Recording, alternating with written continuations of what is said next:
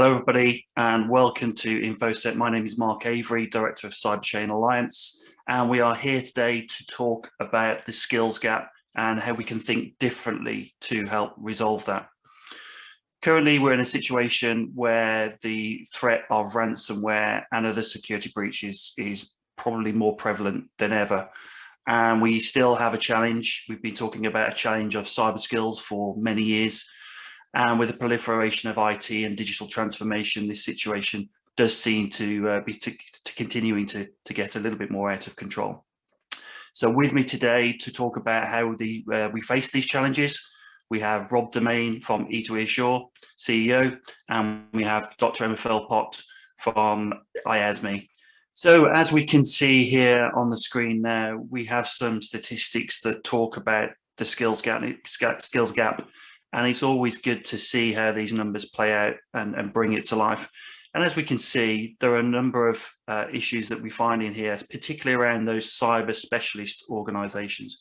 Those organizations who do have the resource and the budget available for hiring staff. But as we can see there is some challenges. 47% of organizations facing problems with that skills gap, and 57% of organizations who are struggling to fill those vacancies.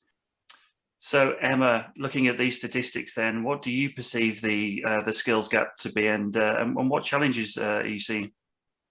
Hi Mark. Yeah, so it's really interesting. Obviously, as quite a new sector, cybersecurity, we've always been told and we've always felt that there is a skills gap. And so initially, I thought, along with a lot of other people, that more people needed to be trained up. However, as time goes on, we're beginning to get a little bit more detail about what that skills gap is. And certainly in our recent experience with the DWP Kickstart scheme, there does seem to be quite a lot of people that have got cybersecurity training, but no experience, and that are really struggling to find work.